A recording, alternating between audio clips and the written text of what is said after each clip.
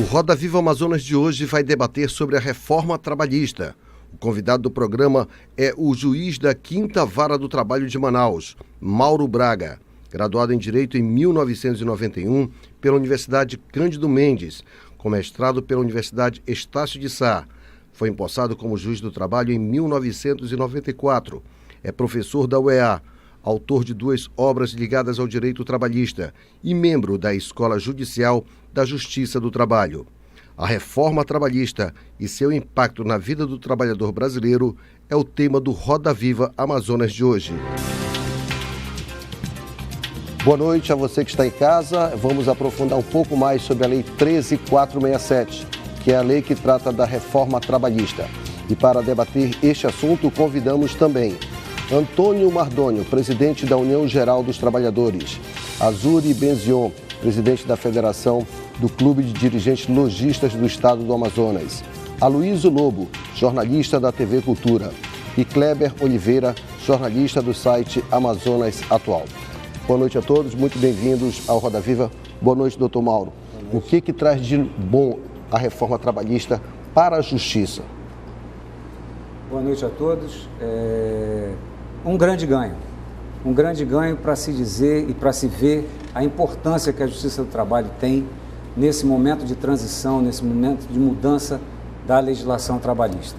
Por muitos anos, a Justiça do Trabalho vem sofrendo com todo tipo de ataque, com todo tipo de situação que reduz o seu orçamento, e hoje, com essa reforma trabalhista, a importância da Justiça do Trabalho se dará para tentar compreender, diante dos preceitos e dos princípios constitucionais do trabalho e da livre iniciativa, dar ao jurisdicionado, seja ele empregado, seja ele empregador, aquilo que a lei propõe, aquilo que a lei traz de novidade. Essa é a importância da Justiça do Trabalho. Doutor Mauro, a reforma trabalhista facilita ou dificulta o trabalho da Justiça do Trabalho? Ela vai ser... Toda mudança, ela traz muitas dificuldades no início. Na verdade, a Justiça do Trabalho vem trabalhando com o seu processo, vem funcionando com os seus servidores, vem funcionando com um processo judicial eletrônico já há algum tempo.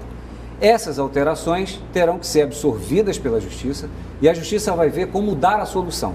Qual é a função da Justiça? Prestar a jurisdição. O que é isso? Entregar o direito a quem tem. Esse processo eletrônico foi um primeiro marco que tentou dar celeridade ao processo. Essa reforma trabalhista se propõe a trazer algumas alterações, especialmente na lei processual, que podem vir a trazer alguma dificuldade e que no início pode parecer que venha a trazer celeridade e efetividade, mas que no final não, porque a Justiça terá que enfrentar todas essas questões muito relevantes que a reforma trabalhista traz. Eu vou citar um exemplo. Nós temos na CLT de 1943 os prazos ali estipulados, né? E os prazos são contados em dias corridos. E existe um dispositivo na CLT que diz o seguinte: a lei comum pode ser utilizada pelo processo do trabalho desde que compatível com os princípios da CLT. Isso é o que a lei atual propõe. O novo artigo diz o seguinte: a lei adjetiva, a lei comum, pode ser utilizada no processo do trabalho. Doutor? Isso significa dizer o seguinte: esse prazo, que hoje é de dias corridos, o novo CPC traz como dias úteis. Então, um prazo de 8 dias que se inicia numa segunda, vai terminar no domingo, isso vai terminar na outra sexta. Onde está a celeridade? Onde está a melhora na prestação jurisdicional? Eu não consigo entender. Doutor Mauro Braga, boa noite. Boa noite. Se falaram muito, antes de aprovar essa reforma, que a CLT ela nunca foi mudada, desde 1943, nunca foi mudada. O que você acha dessa reforma, de bom ou de mal para os trabalhadores? Ela foi benéfica ou foi melhor? Foi melhor para o capital ou para o trabalhador? Excelente, adorei a sua pergunta, porque me remete à questão constitucional. A nossa Constituição, ela tem como preceito fundamental a livre iniciativa e o trabalho. Ambos têm que caminhar juntos.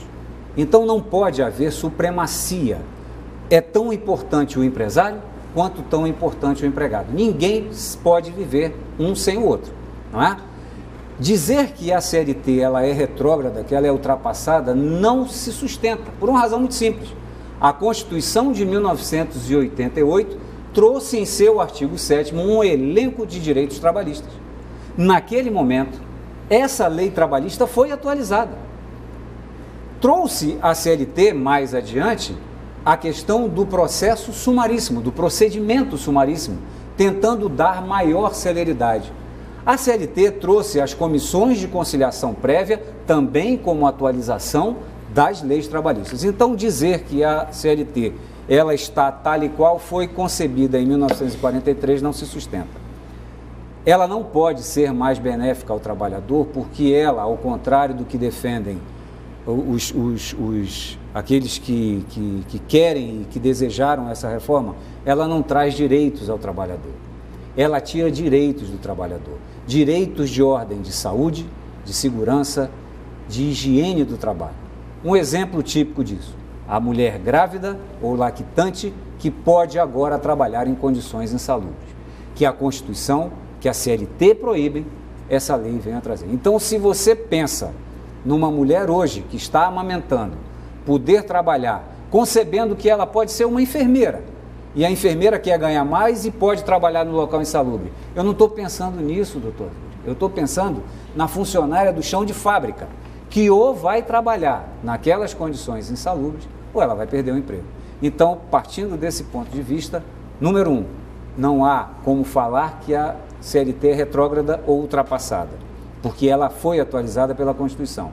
E segundo, em 90%, ou pelo menos, para ser bem generoso, em 90% dessa reforma, há um prejuízo muito grande ao trabalhador. Doutor Mauro, citando esses dois exemplos, desculpa, vocês dois, citando esses dois exemplos, o senhor acredita que por conta de ferir o direito do cidadão, haverá muitos recursos na Justiça do Trabalho? E eu não tenho nenhuma dúvida disso.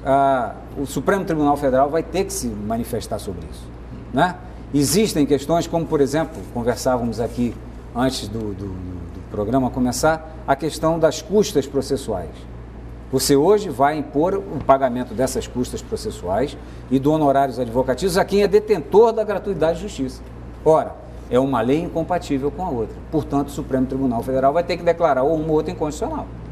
Então, vai haver, não tenho nenhuma dúvida, uma enxurrada. Eu não sei ainda se, até aqui, silêncio, né? Talvez estejam esperando o dia 13 de novembro, quando essa reforma entrará em vigor, para que essas ações na Justiça venham pedir ou tentar a inconstitucionalidade, se não de toda, de boa parte dessa reforma. Boa noite. Boa noite. Doutor Mauro. Eu vou fazer duas perguntas numa só. Sim. Primeiro, que nós sabemos que o Brasil vinha de vento em polpa dos anos 90, desde a implantação do Plano Real. O Brasil passava por algumas coisinhas, mas vinha superando, vinha oferecendo pleno emprego e melhores condições de vida e tal. E, de repente, de 2013 para cá, houve uma pequena caída, pequena, entre aspas, né? E que agora começou-se a falar da reforma trabalhista, se aprovou uma reforma trabalhista pelo Congresso Nacional, nas suas duas casas, inclusive puxada da que foi implementada na Espanha. E eu queria saber, assim, havia necessidade da implementação dessa nova lei trabalhista, uma vez que ela não traz possibilidades de emprego, de criação de emprego. Como é que fica essa questão, assim? Como é que a gente pode entender que o Brasil, a partir dessa reforma trabalhista, vai começar a caminhar nos trilhos? Certo? Sim. E a outra, nós sabemos que a Espanha hoje, depois de 10 anos de implementada, uma lei muito parecida com essa que foi colocada no Brasil, O número de empregos não aumentou, caiu consideravelmente, e as condições de vida também ficaram mais pioradas, né, vamos dizer assim. Como é que o senhor vê esse quadro? Como é que sairemos dessa? Sairemos com muito trabalho. Foi fundamental o que você disse com relação à geração de empregos no passado. De fato, o país viveu um momento extraordinário a partir dos anos 90, onde a geração de emprego era abundante e nós não tínhamos esse problema que hoje o país enfrenta de 14 milhões de desempregados, não é? De acordo com os dados oficiais. Muito bem. Qual é o problema para isso? Onde está o problema desses desempregados? É isso que a reforma teria que ter atacado. Onde é? Qual é a dificuldade que o empresário tem para contratar nesse momento de crise? Ele não foi consultado. É o tributo? É a folha de pagamento onerosa? Onde está isso?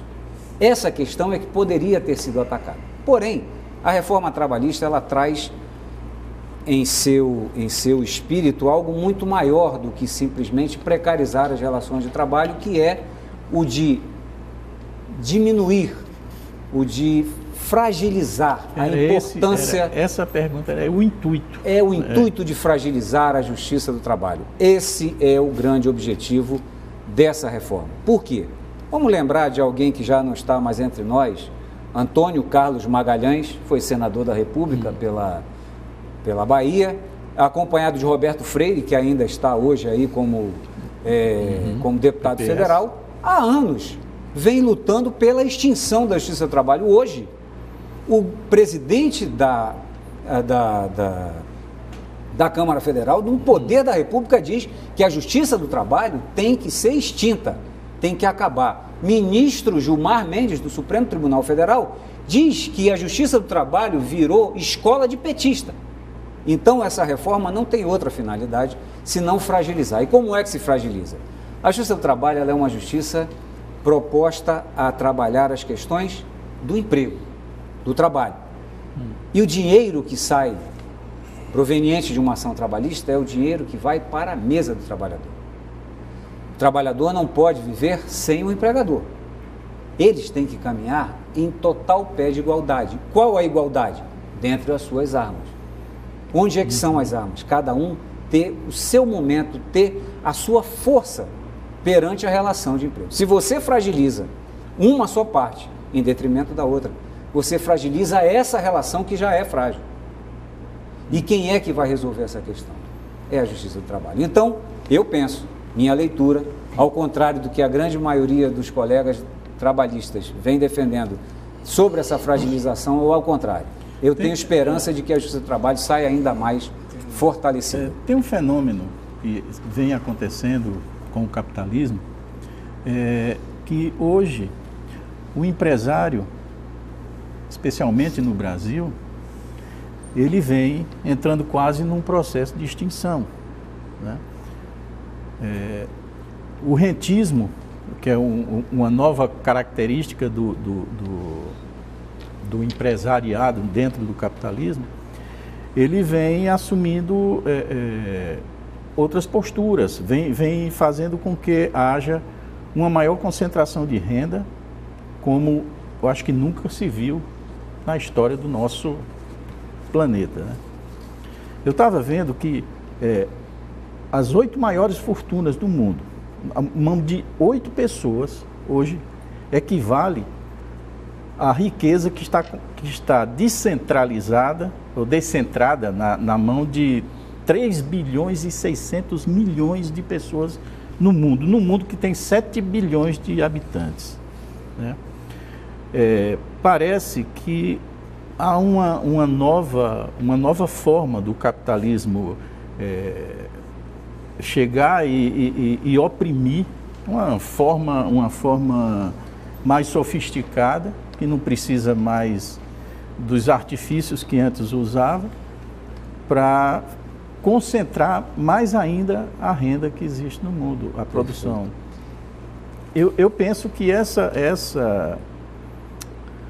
essa nova reforma, essa reforma trabalhista, ela é sinal dos tempos, sinal desses tempos do novo capitalismo, que eu acredito que é nocivo para o próprio capitalismo, sabe? Acreditando que ele não pode gerar o seu próprio carrasco. Perfeito.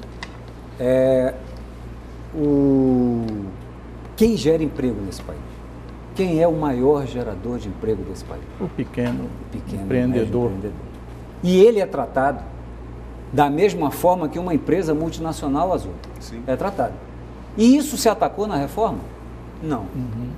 Em nenhum momento você separa o empregador doméstico, que muitas vezes tem que pagar aquele salário mínimo com aquela dificuldade para que uma pessoa tome conta do seu filho enquanto ela trabalha. Aliás, vocês foram ouvidos? Vocês empresários? Na verdade, boa noite. Boa noite. A todos. Boa noite, Azuri, desculpa. Nós chegamos a ver uma minuta pela CNDL de Brasília sobre a questão da mudança, da modernização, né, digamos assim, das leis trabalhistas. Eu estou ouvindo atentamente aqui, mas eu não concordo muito de acreditar que isso seja uma coisa ruim. Eu acho que tem muita coisa boa aí, doutor, que tem que ser, na verdade, mais minuciosamente, mais detalhada, entendeu? Então, nós acreditamos aí que temos aí realmente muita coisa que possa vir, por exemplo, a questão que o senhor falou, da questão da intermitente, né? Isso, que Isso, é do trabalho intermitente. Trabalho de 12 horas com 36 horas, aquela situação toda do... Nós achamos que isso aí, no resto do mundo, em vários países do mundo, funciona assim, ou seja, a pessoa pode trabalhar meio período, olha, eu quero fazer na faculdade, eu quero trabalhar só 4 horas, só 6 horas, só 7. Hoje em dia, nós ficamos um pouco engessados. Pode até existir, mas são negociações muito difíceis e negociações que ficam longe do pequeno, do microempresário. Ele não tem condição de pegar e fazer um acordo com o funcionário. Ó, trabalha só 3 horas aqui hoje, e amanhã não dá, daqui a pouco ele vai ter um problema trabalhista enorme na vida dele, porque as regras são muito rígidas. Perfeito. Então, eu acho que nós estamos falando questão, você falou aquela questão com muita propriedade, da questão dos empregos. Os empregos não vão mais voltar, como era antigamente. Mas não é por culpa só dos impostos e da questão trabalhista, é por causa da tecnologia. Nosso maior vilão é a tecnologia. Cada vez que você pega o seu celular e você compra alguma coisa no site A, B ou C ou D de outro lugar que traz para cá, você está deixando, sabe de quê? De recolher imposto aqui, de recolher aquela pessoa que trabalha naquela loja, que vai ser demitida, ou seja, nós estamos pensando que aquilo O panorama, por exemplo, da tua loja, Azuri, você já me disse aqui em off, você já chegou a ter a mais de 100 funcionários, hoje está com quanto e funciona da mesma forma? Exatamente. Funciona da mesma forma. Você vai começando a se adaptar. Fale os números, só para as pessoas entenderem. Nós tínhamos 106 funcionários no nosso grupo de empresa. Hoje nós estamos com 66. E nós trabalhamos da mesma maneira. Eu posso vir a precisar, doutor, de agora, no final do ano, alguma coisa assim, mas eu quero ter o direito de contratar aquela pessoa por 20 horas por semana, ou trabalhar no momento que eu precisar. E aquela pessoa vai saber, sabe o quê? Que ele pode pegar, olha, já sei que eu tenho um negócio garantido ali, eu vou fazer outra coisa por aqui assim, e eu vou poder pagar todos os encargos daquela pessoa. A hora daquela pessoa não é a mesma hora que eu tenho de um seletista. Deve ser um pouco mais alto. Vai ser negociado com os sindicatos, com certeza. Não tenho dúvida. Doutor Mauro, a gente vai aprofundar um pouco mais sobre a reforma trabalhista. Precisamos realmente fazer o nosso primeiro intervalo. Lembrando que hoje Roda Viva está falando sobre a reforma trabalhista. Nós voltamos já.